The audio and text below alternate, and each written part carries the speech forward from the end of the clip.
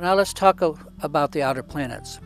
This whole concept of the outer planets, the planets outside Saturn's grip, comes up. How are they to be understood? Of course, we have quite a long history now of using these outer planets in astrology, so I am assuming you already know something about that. You have that. What is being presented here is not in any way contrary to that material, but rather our focus here is on what shamanic astrology can bring to the picture. Let me try to describe this. Using the linear sense of time that we discussed above, as we hit our Saturn return at 29.4 years of age, it's like driving out of town and hitting the outskirts. Suddenly there are no more houses, no more stores, no more town, and we're looking down a line of highway that's empty, and perhaps, we hope, still going somewhere. To our eyes, it appears to stretch out toward what we have always viewed as the future. It's what we're used to. It has always been something like this for us. You know, time as a line going somewhere. This is what I call the one-way street. Now imagine that as we drive out of town along this straight highway, we encounter three signs, much like those of us who are older used to see as a series of signs for products along the highway. When I was young, they had Burma Shave slogans in the 1950s, and they would have a bunch of signs placed one after the other that you read a little bit each time.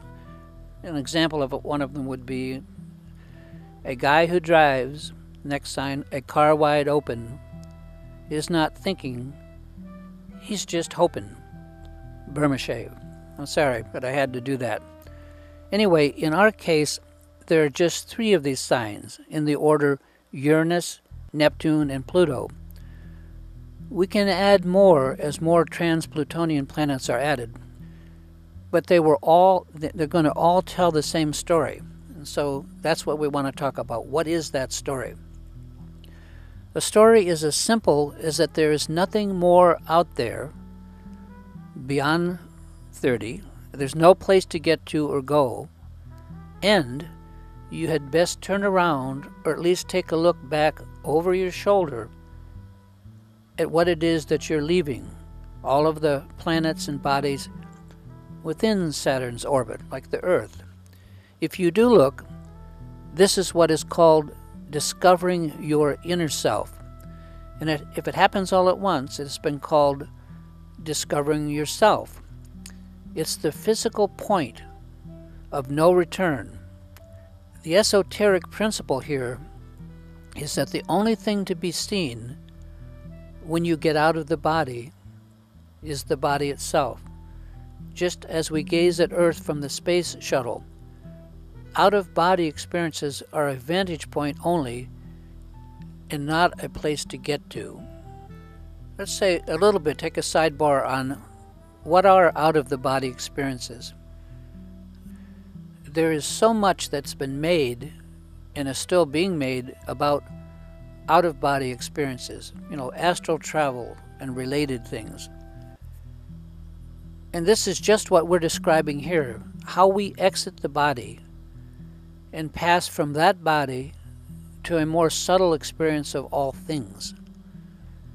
There are scores of programs and books about out-of-the-body experiences.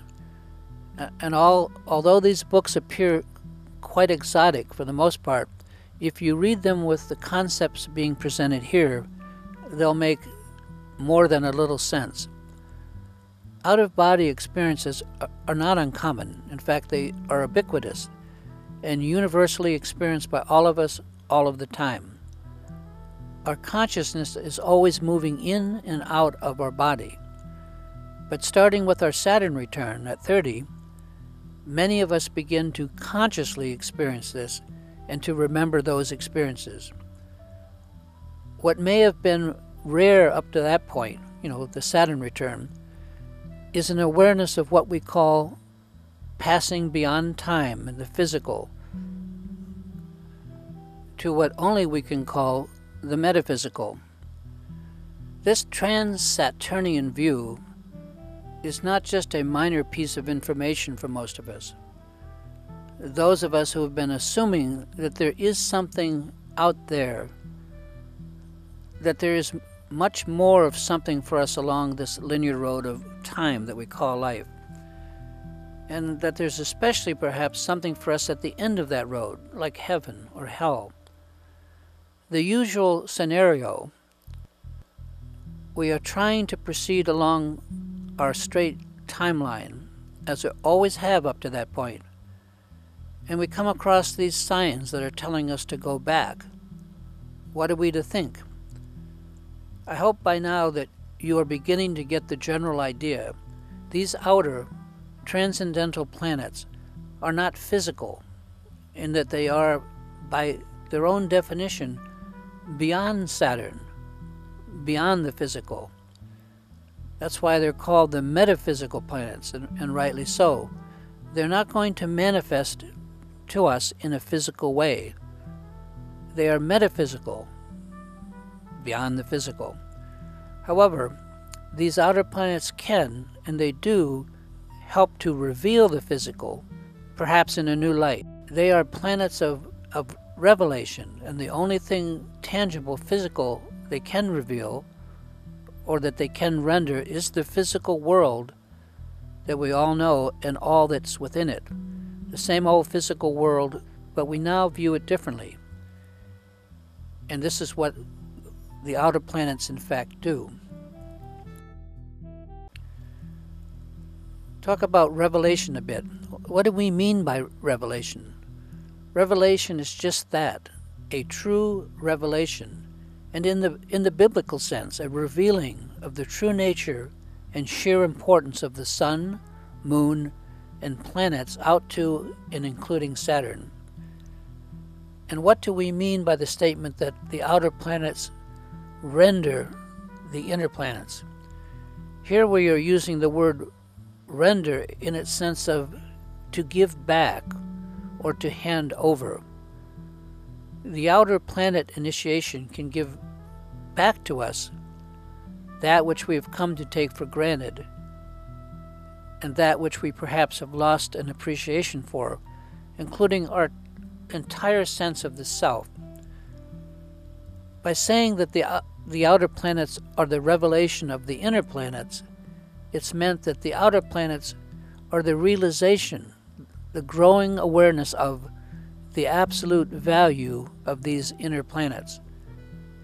The outer planets are really all about the inner planets, the value of which, the value of the inner planets is being pointed out by exposure to the outer planets, by, driving outside of town.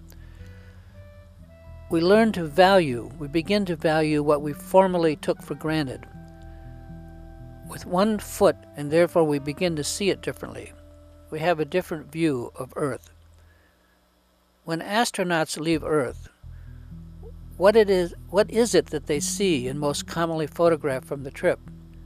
Certainly it's not the dark and starry sky beyond the Earth, the relative emptiness of outer space. What they photograph is the Earth itself, that great blue and white planet that looks so awesome and peaceful from a distance. This is what we all look at and see. In the same way, when we emerge beyond our first Saturn return, the most important thing to see is not outer space, but inner space, the space within, including the sun, the planets, and Saturn. We discover not what is out there, but what we just left or are in the process of leaving, because there's nothing out there to see. But now we suddenly know this. This is just common sense. Saturn represents the physical form of things. The form of planets beyond Saturn are beyond that physical form, so they're called non-physical. As my teacher would say to me, they transcendental, and he would snap his teeth together. Literally, they're beyond the dental or physical. It may take time to fully understand this, but it's time worth taking. These outer planets they will never add one iota to the physical world, because, as repeatedly pointed out here, that's the domain of the physical, of Saturn. So the outer planets are literally the realization of the rest of the solar system, the sun and all of the planets, their production and their presentation. We indicate this in that, for the most part, these outer planets are by age. These outer planets can be measured by age, how long it takes for them to go around one time. Like Uranus is 84 years, and then Neptune and Pluto are much longer than a human lifetime. As humans, we don't live that long. So we could look at the outer planets as being what we have yet to fully know through and after death. In a way, they mark the aura of the solar system, and they point back to the sun center. They don't point beyond to deep space. It's about lineage. In a very real sense, these outer planets' cycles have a duration longer than an average lifetime. For sure, the 84-year cycle of Uranus is now within the range of the average lifespan, at least here in the West. But that was not necessarily true when it was discovered. Neptune and Pluto's orbits are, of course, well beyond any one person's lifetime. We don't personally live that long. This fact itself is of interest. We could say, as a fact, that a single person will not manage to encompass all the degrees of the zodiac that these outer planets cover, at least not within their personal experience in a lifetime. And that because of that, in a very real sense, we do not personally know the whole nature of these outer planets. I suggest that this may very well be why there are groups, brotherhoods, and lineages of an esoteric nature. Some of this information, which we cannot experience personally ourselves, may be passed on from mouth to ear, above ground, so to speak, and the information may not travel through the womb, through the birth process. This is pure speculation on my part, but something that does make a certain amount of sense, doesn't it? There are indeed many whispered stories of what is beyond, of the beyond. One common question that we can clear up right away is, if the outer planets are not physical in the sense that Saturn and the planets it contains within it, its orbit, are physical, how can we use them in the astrology chart? That is, if the outer planets' only purpose is to reveal the true nature of the inner planets, then what do they mean in themselves? Do they have any intrinsic meaning? First, most of you are already using the outer planets in the chart, and nothing you will learn here is going to alter that fact. The point to grasp is that since we can agree that Saturn rules the physical, the outer planets' meanings will still be communicated mostly through the physical, through some form or another, which is all the touchy-feeliness that we know as life. That form also comes, or is expressed through Saturn, of course. We could equally say the same thing about Mercury, Venus, Earth, Mars, and Jupiter. They do not represent or rule the physical, but they are revealed to us through the everyday physical life each of us lives. When we get physical, we are speaking of Saturn, perhaps interdependently with another planet. And if we want to examine the physical effects of planets like Mars or Neptune, then Saturn, or form, has to be involved in some way. This, again, is simply by definition.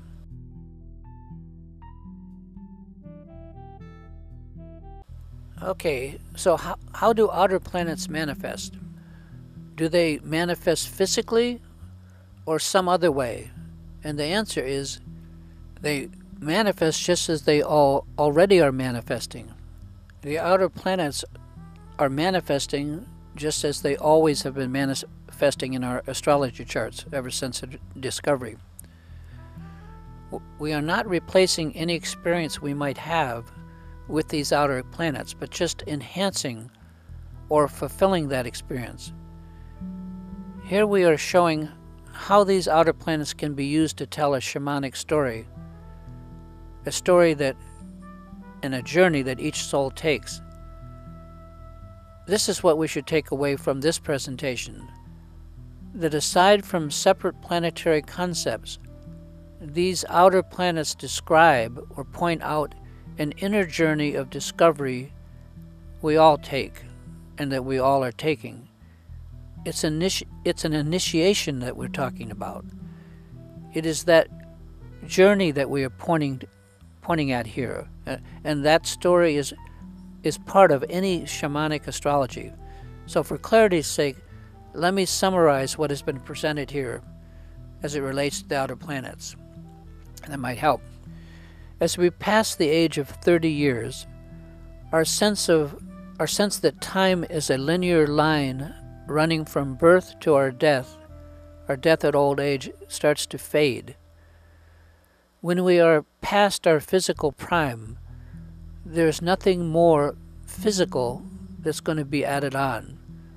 We stop growing physically.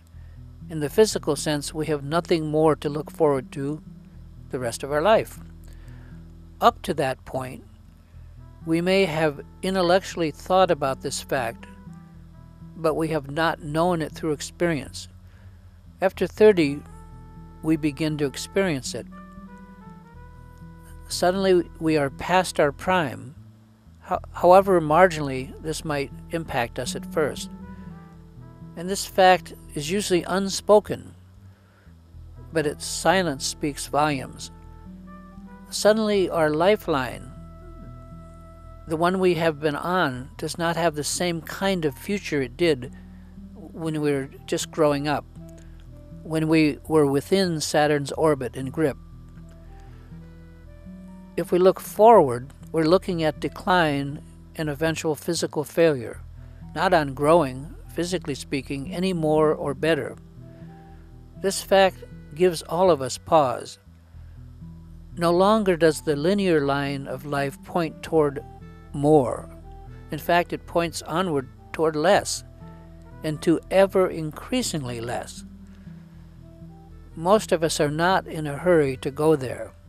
In fact, perhaps for the first time in our lives, we pause and maybe even turn around and begin to look back at where we came from.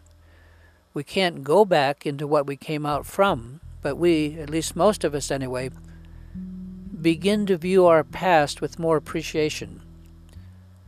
Nostalgia of some sort usually sets in, where before we were always looking forward toward the future, now we begin to look back at the past, but with a new understanding. The three outer planets, Uranus, Neptune, and Pluto, are waypoints, markers on that linear journey we have been on up to this point. Rather than adding something more on, these transcendental planets take something away, if only our own ignorance.